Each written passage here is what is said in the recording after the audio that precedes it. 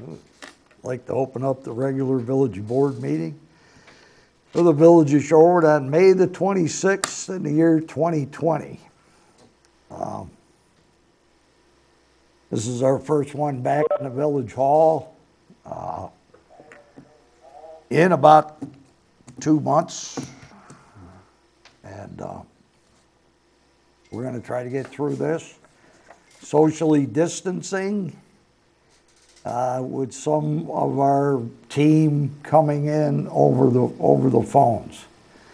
So if you're watching tonight and you hear somebody talking and the camera's not on somebody, that person's probably coming over the wires, okay? So, would you please join me in the Pledge of Allegiance? I pledge allegiance to the flag of the United States of America and to the republic for which it stands, one nation, under God, indivisible, with justice for all.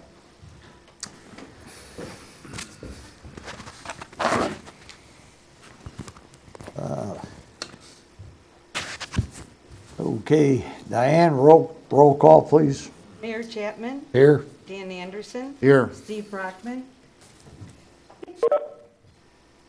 I'm here. Brockman's here. I can't hear you very well. C.C. DeBold. Here. Tony Luciano. Here. Dan Warren. Here. And Barb Kirkland is not here. What was that? Is she trying to get in? Or she basically... She said she wasn't available this evening. Okay, all right. I wasn't sure, because said they were coming in and, okay. Yep. All right, so,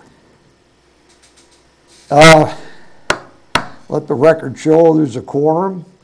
We can do the regular business of the village of Shorewood tonight. Are there any citizens that wish to address the village board and coming over the phone or from outside here?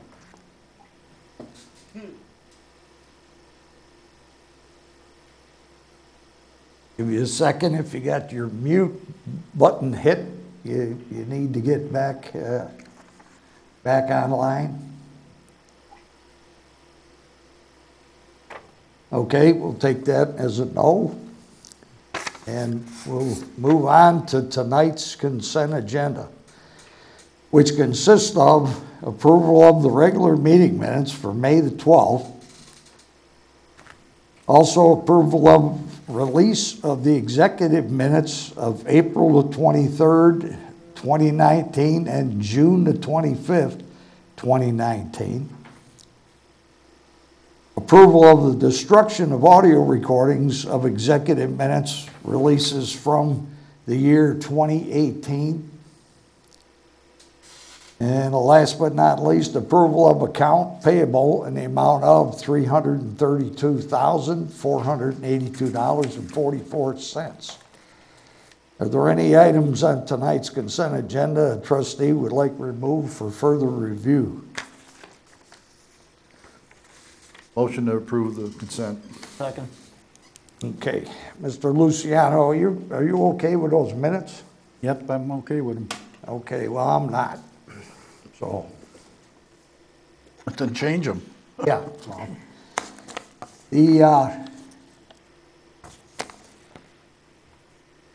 The minutes as put forward, and I already talked to the clerk today, what I wanted to include, along with that entire dialogue, after that resolution to repeal, I wanted to include, and this is verbatim, I just highlighted it.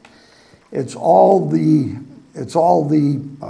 recommended things that the board was put in front of the board to repeal the two and then put this one in its place. In the minutes, it's got a nice education deal on how the unemployment system's working, but it doesn't have what the board was asked to replace it with. So I've got this, and I'd like it included in the minutes. And after, Diane, you can put this down, it's between Trustee Luciano doesn't think the board should use unemployment as criteria for relief. Where you at, Mayor, on this? From paying their, Where you at exactly? I can't that's find. on page 3, about 2/3 of the way down. And read the paragraph so I can see, after Trustee Luciano. Yeah. Doesn't think the board should use unemployment as criteria for relief from paying their water, sewer, and refuse bills. So that only, Yeah, something. we're down in Arkansas in a cave, okay, whatever. So you got it now? No, I got it. Where you're going? That's our people. No, like right after that, what I want included after that paragraph are all the qualifications that the person would have had to have. Okay, that are in the failed ordinance. As a result of economic impact for COVID-19, that person's gross income has been reduced by 25% or more. Okay, applicant is eligible by comparing the gross income being received by the applicant at the time of application to the gross income received by the applicant for the last pay period prior to the reduction. Also, gross income is all income in the form of money, goods, property, and services. Unemployment compensation benefits are also included. After that, allowable deductions are health insurance premiums, but only if the health insurance premiums were paid by the employer prior to the COVID-19 related reduction. Any employer will not reimburse the employee. Continuing, the applicant must certify in writing that they understand the requirements for eligibility, that they meet the requirements for eligibility, and the reduction of gross income is the result of COVID-19 related decrease in income. No person is eligible for the waiver if at the time of application their gross income exceeds $60,000. So, you know, instead of just and this that's is a fine, good. Mayor, but I have a question. Go ahead. Where did you get the verbatim copy of that? This is the ordinance. No, where did you get the verbatim? You said I've got it verbatim. Where did you get the verbatim copy of what I said? That's all I'm asking you. Right, not what you said, what you presented to the board. Right. This was your project. Right, I understand that. I'm asking you a simple question. Where did you get my verbatim conversation or presentation to the board from? That's what I'm asking you. This is what was presented to the board from you. You sponsored it. I didn't give it in writing. Yes, you did. Where did I This give is it an in writing? ordinance. I read that over the phone. This is the resolution that was to repeal the other two. Yeah, so that was in the resolution, so why does it need to be put in the minutes? It's already there. Well, why is your main concern is that the residents whose income has not been reduced by the pandemic? My main Being concern in unemployment doesn't mean you should, let me give you a couple of things here. it isn't that important. The resolution read for itself. So if you want to include that, that's fine. Well, it But should go in my after this. concern in the whole matter from the time beginning was the fact that I did not think that someone who did not lose any income because of COVID-19 should get relief. That was the main concern. Right, and And if that's how it reads in there, that's fine. so you would be okay to insert this into the minutes? Yeah, that's fine. Okay. If that's a verbatim of what I said. Well, it's on paper. I didn't print it. Oh, if that's the ordinance, that's fine. The ordinance is there, that's fine. I Okay, thought you said but- you had a verbatim copy of what I said. What you presented. Well, I misunderstood you. I thought is what you said, Oh, what I it's said. what you presented. Okay. Okay. Go ahead. Because I know you didn't read it, okay? Yeah. Okay? And I think we ought to resolve it a little bit here. I think the clerk's been under the gun a lot lately, okay? Where people, certain people, Certain people. don't agree. Are you talking about me? Yes, you Certain people? and Trustee Kirkland, Me and Trustee Kirkland, okay. right, okay? We're Got not you supposed both. to talk or say what we feel, No, but we're supposed to just sit here and keep our mouth shut. Hey, while I you didn't- dictate what's going to happen here. I didn't say that. Well, that's what you said, certain people. I just asked you, am Yeah. I a certain person? I'll tell you what, Yeah, tell me what. Hey, you get on this woman, okay, and make her feel like she's ineffective, okay, and tell her what you want to hear in the minutes. Now, Oh, let me read the IPL because I got quoted it a couple of weeks ago by Trustee Kirkland, okay? The minutes should... Trustee Kirkland. Are you gonna listen to me? Wait till she's here and discuss it with Hey. her. You gonna listen to me? Go ahead, talk.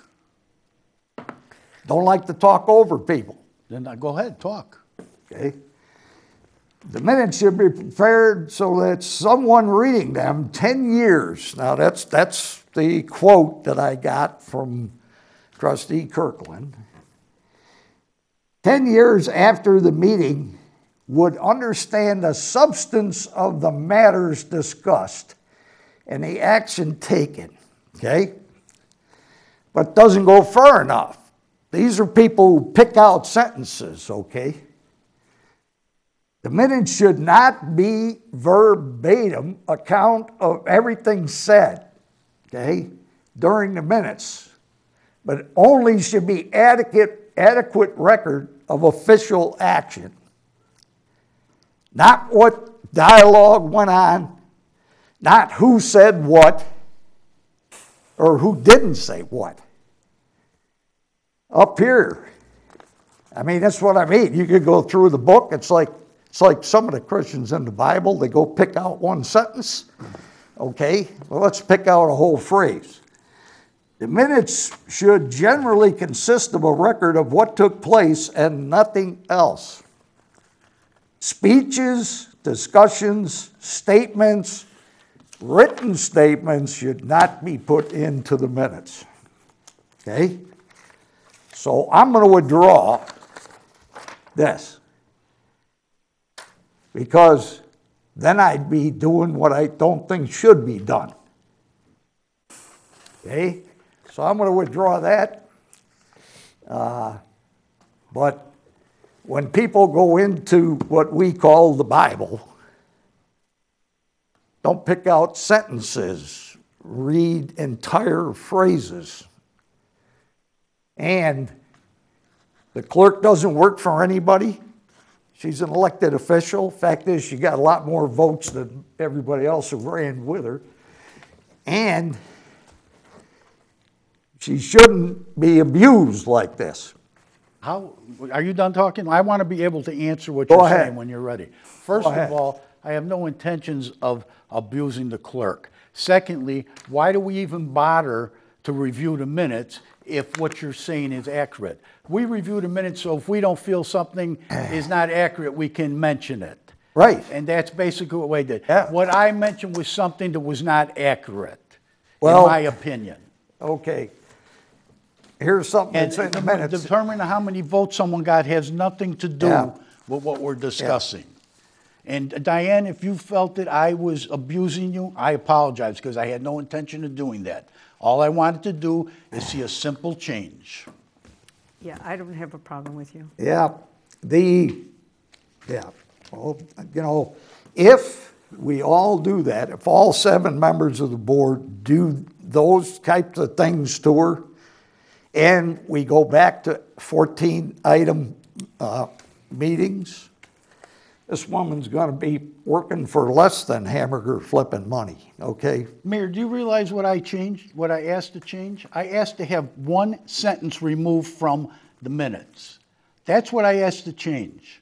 Yeah, Okay, that's asked- abusing someone. That was a simple request. I think that's not just the first time. Yeah, well, that was a simple, very simple request. Yeah, don't isolate it to the one sentence again. And Go back in history and find out how many things you wanted changed, okay? I We can used tell to you have a something, Mayor, woman. that's the first time I ever asked to change the minutes Corrections. in 5 years. Yeah, corrections have been, yeah, I think I can go back on tape and find that. Well, go back and Yeah, find it. Yeah, well, I'm not gonna overwork for you. So, real quick, What? gentlemen, Mr. Anderson motioned, I second, and are you still trying to make any adjustments, or no? No. Okay. Because it's a written statement. The book even tells us that shouldn't be in there, okay? And speeches shouldn't be in there, okay? That's a big one. When people make speeches, that shouldn't be in, okay? But they have the right to try to convince the board that to their way of thinking, which is great. But the situation is, you shouldn't have to try to get it all in there, what they said, okay? Now, I need to get another question answered, but Trustee Kirkland's not with us tonight, but maybe you felt the same. She put into the minute, she felt some board members were shut off from being heard at that last session. I would like to know if I was the one that shut them off. Mayor, what are you looking at me for? I don't know what Trustee Because you're the Kirkland- only one here I right don't know now. what Trustee Okay? Curtin was thinking. I just like looking at you. Yeah, oh, thank you. I like looking at you too. Yeah. Now,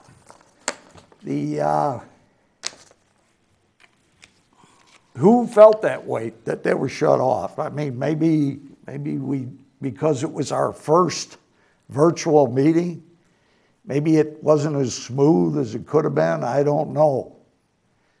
And, but at any rate, we got a motion And a second. to approve the, Who is the second? Sorry. Cece. And who motioned? Dan Warren, Anderson, I'm sorry. okay, to approve the consent agenda, okay? Diane, roll call, please. Brockman, Yes. Anderson. Yes. DeBold. Yes. Warren. Yes. And Luciano. Yes. Consent agenda stands approved. Let me see. Kelly, are you out there? I have one question on my report. Yes, sir, I'm here. Yeah, River Crossing Unit 2 canceled. I'm sorry, could you repeat that? River Crossing Unit 2 canceled. That was on the report. Yes, sir. So are you looking for an explanation? A little bit anyways. You caught me off guard. I probably should know this, and I apologize for that. Oh, no problem. So the gentleman or the developer that was interested in pursuing that has decided to not continue pursuing that development. And so as it currently stands, it is undeveloped. And I'm talking with other developers for the potential to develop that property. Oh, okay. All right. It just kind of stood out to me, Gal, and I wasn't aware of it, so I'm sorry. Okay, that's it. Except I really want to talk a little bit about the storm over the weekend. Everybody's aware, I have a daughter that lives down in that region. I have a lot of friends down there too. And when I couldn't get a hold of them, the wife and I donned our masks and ran down to Valencia, which would flood it out. But at the same time, I saw one of our trucks, one of the Shorewood vehicles. And so they were there quick, right after the storm hit. And then they worked through up until late that night, and they made sure everybody was safe. They made sure everybody, their driveway didn't have something keeping them trapped in their house. And they worked their tails off, and they put Shorewood in really good position. ComEd had a struggle trying to get the safed up wires on Sile Road, get them safed up. And our crew was standing by to take the trees off. There was just this, when people get outside and they're a little bit nervous and they're cleaning up around their house, they can come up with kind of some weird things. And somebody made mention to one of the neighbors that Shorewood refused to cut the tree. That's why we're out of power this long. And that's about as far from the truth as you can get. So our crews were there. They came out the next morning because ComEd said they couldn't get that safed up until the next morning. And they come out the next morning ready to help them out, and ComEd showed up with their own crew. So they took care of that, but our guys were out sweeping, cleaning, and they got the area in the best shape it could be for being hit as hard as it was. And I think they need a pat on the back. And if they heard that rumor, I apologize for whoever the hell that was. They should have never said anything like that. You guys do a wonderful job, winter, summer, flood, whatever. And I think everybody here at this board appreciates it. And I hope the people out on the street, because they're definitely coming over the internet and they're telling me how they appreciate you guys. So keep up the good work. Don't listen to fly-by-night rumors. Anybody else? Huh? No, I just, I want to say, same thing. The guys were out. They hit it hard on Saturday night and Sunday and Monday. They worked both days. They seen what needed to be done and they tackled it. A lot of trees had to be cut up and moved. I got some calls also, and all I could say is we're out there. The guys will get there. Just they got a lot of spots, a lot of damage everywhere, and they will get to it. I told one guy, I says, if you can get out there into the storm sewer was backing up, and I said, if you walk out there and see if you can reach down in there and clear the debris I'd appreciate it, otherwise they'll get there as soon as they can. So I don't know if he did, so hopefully. But the guys are out there and they hit it, so did what they had to do. Okay. Yeah, just to add, just as you guys mentioned, those crews were out on Saturday, the night of the storm. They were out Sunday. They were out Monday. Out all week, and every day. all kinds of folks out today working on getting Sile Road looks much better. It's already cleaned up. Cambridge looks 100%. They've got a lot of debris removed, and I know they're working their way back into the subdivision, getting the other stuff. So Yeah. And, if they haven't been there yet, they're getting there. There's a lot of stuff they're cleaning up. They worked, on the holiday weekend like requested. Yep. And, we didn't want to leave residents with blocked driveways or damage or, trees down in their yard. I mean, it was important to us to get it taken care of. Mm-hmm. Yep. So anyways, thank you if you're listening. I know you are, Jimmy. Pass the word on. Okay? The stamp on your window. That's okay. If there's nothing else, I have no proclamations. Did we have any communications, Diane? No, we do not. Okay. We'll move on to tonight's order of business.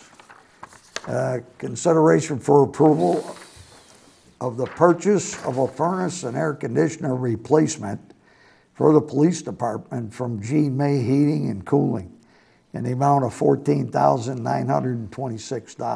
Mr. Culotta. Thank you, Mayor. What we have before you is a quote to proceed with this budgeted repair. We have some very old and now inadequate furnaces and condensers. This would be work that we would look to undertake immediately. The warm temperatures have already made it somewhat uncomfortable at times to work in the police station. So what we have is a quote, $14,926. There would also be an opportunity for the village to take advantage of some NICOR rebates, which would reduce that amount, about $400 for each of the furnaces. So what we're looking for is your approval to purchase these furnaces and condensers from Gene May Heating and Cooling for $14,926. I'll make a motion to approve the purchase of 14,926. Second. Okay. Diane, roll call, please. DeBold, Yes. Anderson, Yes. Brockman, Yes. Luciano, Yes. and Warren. Yes. Okay, let's get the guys cooled off. Business item number 2, consideration of a resolution concerning the Village of Shorewood reopening plan in response to the economic emergency resulting from Governor Pritzker's COVID-19 related stay-at-home executive orders. It gave me this, but I would turn that to you. It's a reopen plan, okay? Well, I mean, are we talking about the village hall reopening or all the reopening? this, what's before us on this particular agenda item is related to a resolution. It's a similar one that another municipality had prepared.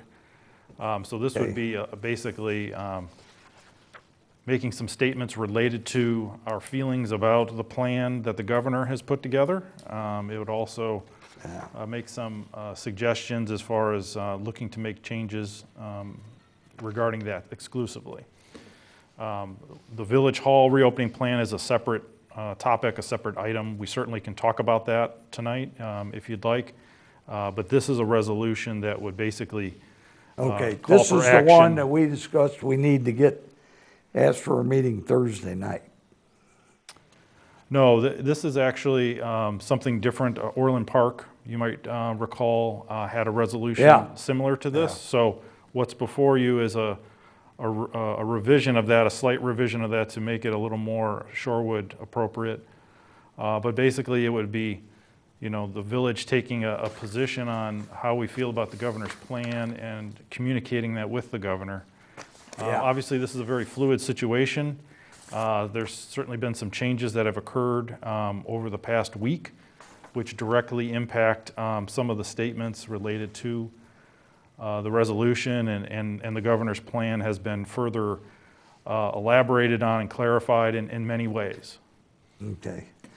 What this was about, now that, because we've been talking about so many different plans, I got a little bit tied up with a couple other ones.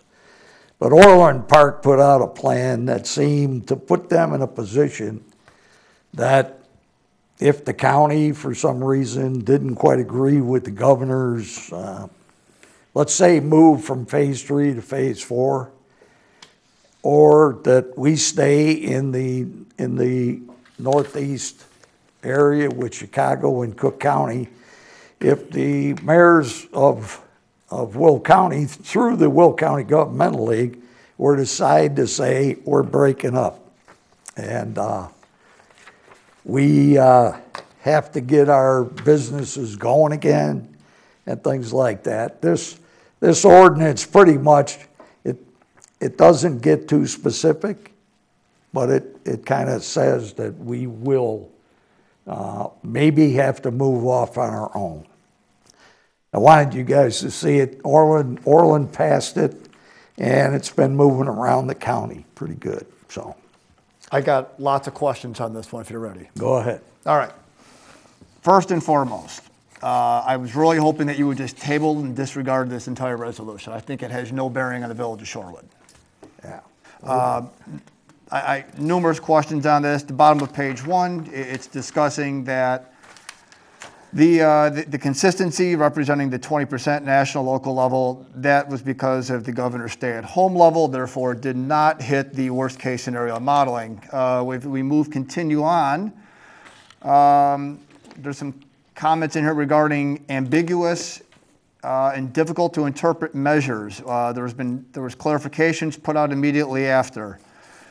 We can continue on, referencing, whereas health regions, the state of Illinois should draw regional boundaries based on hospital capacity, emergency response regions, rather than Illinois Department of Public Health regions. Who's basing that? I mean, what does the Will County Health Department have to say on that? Do we have any documentation that supports that's a problem? Moving forward, it says, state of Illinois is overwhelmed with unemployment requests. Revenue projections at the state and local levels are down significantly. What is the definition of significantly? I'm just going to cite all the questions that I have. That it says Illinois Department of Public Health was not prepared for a pandemic and did not maintain a sufficient stockpile of personal protective equipment and emergency medical supplies. Based on what facts? I'd like to know. So, hang on. Let me finish. Okay. I got something on every page and every paragraph almost. This makes no sense. State of Illinois failed to adequately protect long-term health care facilities that represent 49% of the deaths in COVID-19 cases. Those are private facilities. The state of Illinois has only some guidance onto those. I don't know that we need to be interjecting into state-level stuff. Next one. Statewide orders cause severe economic hardship to the village of residents throughout a significant rise in unemployment and reduction in the economic activity of the village. Do we have any firm numbers that we know how many people in the village of Shorewood will put on unemployment? Next, whereas many local businesses are at high risk of shutting down permanently, suffering irreparable economic damage. I understand we have businesses. Can we define how many we were referencing? Next one, stressful economic harm caused by stay-at-home order also affects the physical and mental health of residents of the village of Shorewood, may lead to increases in suicide, physical abuse, and addiction. What facts do we have on this? Can you have any documentation from Troy Fire Department, Shorewood Police that says there's an increase in suicides, domestic abuse, or any type of addiction? Shy of that, I feel this resolution is completely flawed. Continuing on, it references the General Assembly has not taken legislative action. There is some red line striked in here. They are meeting currently. We have another section in here that wants to reference legislator fails to act, believes resolving these controversies. Well, again, I don't know that we need some of this in here. We're talking about wanting to sue the state of Illinois. As we move forward, when you get into your sections, as you guys reference on this, you guys obviously ought to clarify that by referencing there's a debt help provided for reopening businesses of civic life with reasonable, specifically targeted public health guidelines by June 1st, 2020. With that, it was pretty obvious. This was copied from somebody else. There's no practical way the village staff could have something together in a matter of 4 days. Emergency response regions rather than Illinois Department of Public Health regions. Based on what facts? Do we have anything from the Will County Health Department that states the Restore program makes sense or it doesn't make sense? I mean, if we had some sort of factual data defining that, I'd be all on board. Section 3, wanting to get into oversight and regarding litigation. I don't know that that's the smartest thing for us to be getting involved to. We have an unknown cost right there. Section 4, Village President, Village of Shorewood hereby authorize immediate commencement of research by the village staff and the village attorney to determine the village's oversight option for long care facilities within the village boundaries. What staff member has infectious disease backgrounds or epidemiology background? Otherwise, we're talking an outrageous cost, which I believe is completely unnecessary for the village. So I honestly would just hope at this point the village would withdraw this resolution and just take a pass. There's too many flawed questions in here. There's a lot of topics in here that you just hear about every week in the news, in the news media. It's too vague. Yeah. If I support the Will County Governmental League wanting to remove us from the Northeast region, I completely agree with that. If this was a resolution that was simply based on requesting and wanting to adopt a resolution withdrawing from the Northeast region of the Restore Illinois program, I could completely get behind that. But this resolution covers so many different topics. I'm with you. And I think we're completely out of line on so much of this stuff. I'm with you. I just know your name was mentioned on the agenda as it was brought forth by you. And this came out of Orland. Nope, that's fine. And I wanted it, at least the board, before we got to this meeting, to be able to read it and come up with this. And that's fine. Like I said, I simply just wanted to cite different concerns that I have with this, and I just think it covers too many different topics in too many different directions. I think our best option at this point would just... I think you did a good job. just, not even just table this one, let it go to the wayside, see what the legislature comes up with, and I think we should be focused on getting our businesses open back up as we start on that on Friday. Well, with the state moving into the next phase, you know, and we're gonna be talking about Well, a meeting on Thursday, talking about, well, this is kind of related, letting outdoor dining. yeah. I don't want to waste the board's time on this one, okay? It came out of Orland, like I said. They, Dave, have you seen this?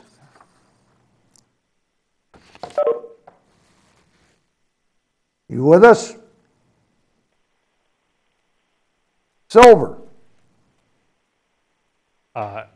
I can answer that for you, Mayor. Perhaps he got disconnected. Yes, he did review that. He was the one that made some of the edits per your suggestion. So, Yeah. so he is familiar with it. Yeah. But, But anyway, we can. yeah, it was just to go in front of you to see if there were anything in there that was valuable for us, okay? And, What's valuable is getting us out of the Northeast Division. you know, That's what doesn't make sense. But what about and then moving this forward? weekend got so hectic that, you know, I don't think we really got into this. What about moving forward, though? I know we're gonna talk about this on Thursday, but if we're gonna open up for outdoor dining, why can't we open up for indoor dining at half capacity, 50%? And the same with the, Mayor, it's Dave. Yeah. I had a little operator error there. I tried to take it off mute and I hung up instead. Yeah, well, it's happened before, okay? I apologize. It was like I had one line in the play and I blew it. No big deal. This resolution from Orland that that you guys doctored up, okay? You know, we seem to have a lot of, I think Trustee How about, we'll just say Bolt concerns. has many concerns with it. It wasn't a sword I was falling on. I just got it sent to me from Orland Park, and they kind of asked, you know, could you look this over and see if you guys would be interested? So I said, I'll get it in front of the board. We're going to have our first half virtual meeting, and we'll put it in front of the board members and see what they think about it, so that I wasn't just taking stuff that's kind of out in the system right now and just tossing it in the wastebasket. You guys got a chance to see it, and I'll be truthful. Since it's been doctored, I ain't had a chance to read it. I had a question, 2 questions. We have a meeting Thursday? What meeting are you referring to? What? Dan's referring it's to a a meeting virtual, Thursday. we're gonna do a What's phone in Thursday? on, it was in the email Yeah. that Jim sent out. Yeah. I didn't get to see it yet. Okay. Well, Virtual meeting on, opening up of, would assume- Over the restaurants phone? in order Thursday, to 7 p.m. get an ordinance in place for Friday, we need to have a special meeting on Thursday. Just a phone in. I didn't And look at my emails. I have one more question, and you mentioned it when you start talking about this. yeah, Do we have an option to move ahead and ignore the governor's demand, or do we have to go through some legal procedure to do that?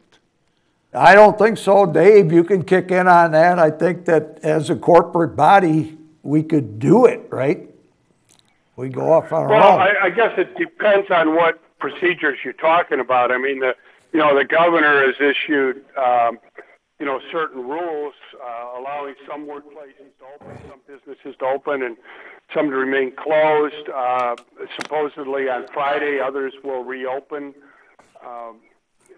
I guess, Trustee Luciano, I'm not sure exactly what you mean, but my advice has been, we should follow the governor's executive directions as best we can, because if we don't, in other words, if the village of Shorewood or any other village said, hey, look, hair salon, you're authorized to reopen, and it doesn't conform with the executive orders of the governor, we would actually be putting the salon or the barbershop or you name the business at peril of losing their state licenses. So I've You're never fading out, Dave. suggested that. Hey, Dave, Yeah. you're fading out. I apologize for that. Is it any better now? You in the tub? Is it any better now? No. Okay. I think was saying you that I answered don't most of it, Dave. That's satisfactory. I'm concerned, as Trustee Anderson is that the biggest ones affecting our town businesses right now are the restaurants. Restaurants, And hair we- salons, and- gyms. Yeah, well, I thought he was gonna let the salons open. I wasn't sure on any of Because it. I know closer to the city, they're opening May 29th or May 30th. Those are part of the May 29th reopen. Yeah, Yes. I know they're beauticians, but the biggest problem is the restaurants. They're just struggling really bad. And But if we're going to talk about opening for outside dining, I don't know why we can't allow inside dining at 50%. Well, we're going against the governor's I directive. understand that, but If we do that, it puts them, like Dave said, Yeah. they all have to have a state license, yeah, and the license can be jerked. They could lose their state liquor license. They could lose their Department of Health certifications. There could be a number of adverse consequences that could come on them. So I'm not sure that you're doing anybody any favors. well, sometimes it gets to the point where, you either take a chance or you just shut the doors permanently. they could lose their business if it keeps Well, going the way it's going. Yeah. But us condoning it probably is not a good idea, to go out there and say, go ahead. That's Well, the only reason I said that is because they're going to allow outside dining. I don't know why. In my thought, what's 50% inside, or even, or 25% inside. Is there any progress with them withdrawing us from the Chicago region? Is that going to be something that's going to take a while, or is that something that is right around the corner, as you see it? That probably, because they slipped in phase 3 and actually made the number, I think right now we're down there pretty good for the Northeast region, but due to the collar counties drawing Chicago number down, but Chicago number alone makes it 19.8 or something. It's right there.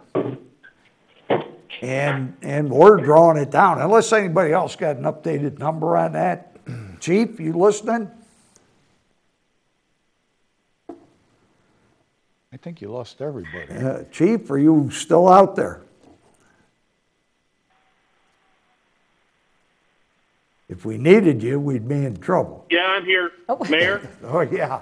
Hey, Chief? Yeah, we have consistently met the numbers with and without Chicago, and the governor today in his press release said that all regions, including the Northeast, including Chicago, are all on track to enter the phase 3 provisions on Friday.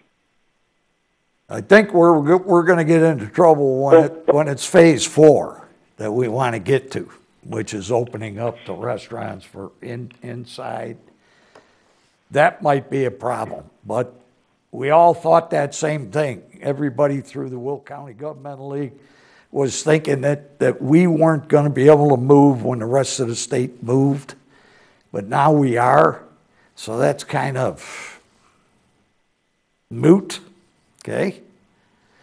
So, but the next phase to move into might be a problem. So I think we're going to continue our talking amongst each other and try to figure out what that next move is going to be, okay? And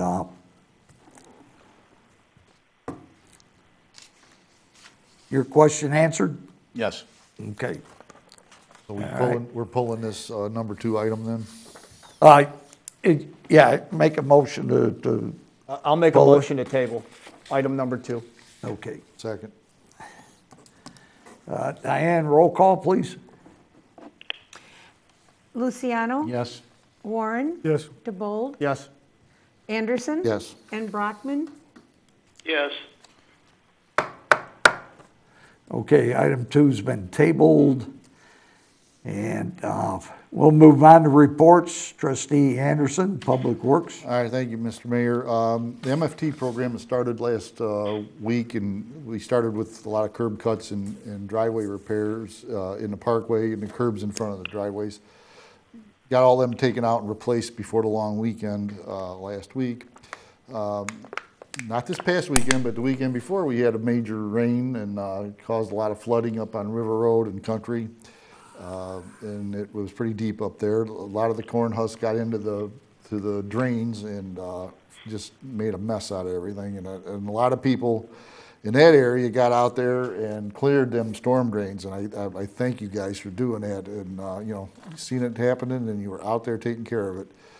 And thanks for that. Parks are doing the mowing and trying to keep up with that, and a lot of mowing going on. And then the normal maintenance that's been going on, there's been some sump line drainage tiles issues that have been addressed. That's typical this time of year also. And there's been some trash pickup along 52 and 59, or 59 mainly by Jewel and north side of the trailer park. And once again, I'd just like to say that the Public Works guys were really working good and getting everything done this past weekend for that big wind we had and all the damage. And Shorewood's been very lucky over the last, 20 years, 25 years that we haven't had any significant storm damage. This is probably the worst one we've had since probably the Plainfield tornado, I would say, and we didn't get hit too bad with that.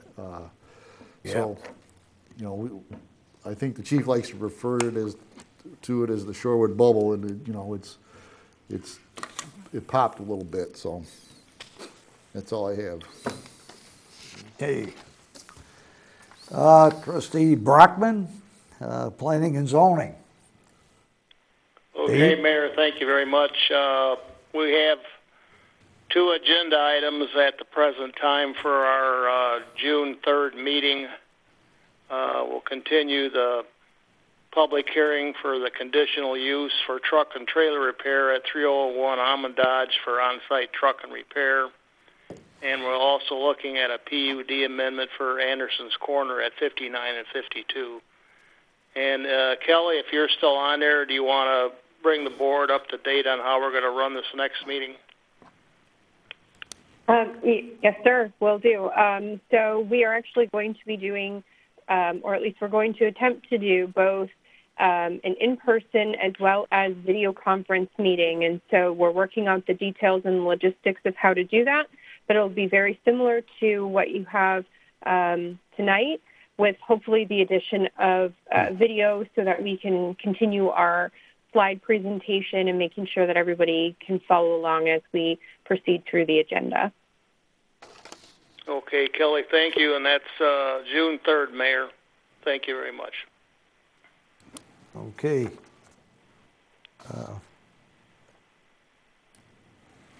So you're done, huh, Steve? I am done. Thank you. I get. Okay, Trustee DeBold, Parks and Recreation. Thank you. Just so everybody's aware, the playground equipment, fitness equipment is still closed. Once we're allowed to open that up, we will get that out via social media and on the website. That does include Shorewood Park and the disc golf course as well. Secondly, the summer Shorewood connection will be available digitally in the coming days. So just keep an eye on the village website, and we'll have that out there for everybody to see. We'll also put it out there on social media. That's all, sir. During the cow, could like to discuss the Frisbee golf course, okay? Just because they're open all around us, okay? Any questions for Cece? Okay. Trustee Luciano, Citizens Advisory. Citizens Advisory meeting for this Thursday, May 28, 2020, was canceled due to the governor's mandate. We won't be meeting back until September due to the summer break. Again, hopefully we'll have a meeting then, and if anyone's interested in getting involved, you can contact me or anyone on the village website. Their emails are all there. That's all I have. Okay. I do have that one correction to the minutes, okay? So bear with me on this one because I didn't want this in, but the minutes should read, all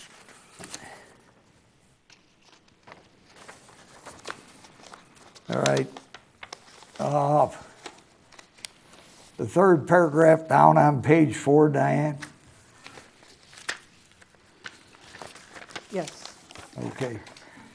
That third paragraph should be erased, okay? And in its place should be, Trustee Luciano made a motion to pass the resolution to repeal 20R 981 and 20R 982. After waiting a reasonable length of time, the motion failed due to the lack of a second. It didn't fail because it was pulled, okay? I need a motion to accept that as read to the clerk. So move. Second. Okay. Diane, roll call, please. Luciano, Yes. Warren, Yes. DeBold, Yes. Anderson. Yes. And Brockman. Yes. Okay. I'll entertain a motion for adjournment, and we'll take 5-minute break to give the TB guys a chance to burn the disc. So moved. Okay, we need a second. Second. Okay, Diane, roll call, please. Brockman, Yes. Luciano, Yes. Warren, Yes. DeBold, Yes. and Anderson. Yes.